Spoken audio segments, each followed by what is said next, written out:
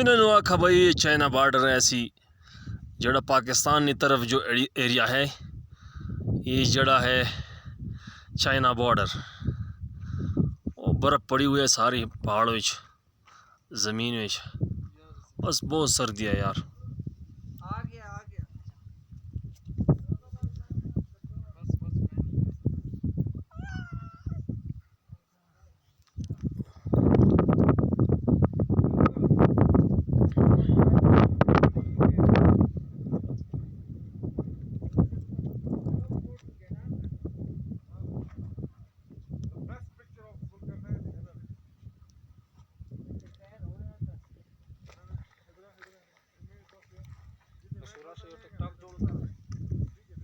ओ वे बहुत सर्दी है यार, सारी बर्फ़ पड़ी हुई ऐसी।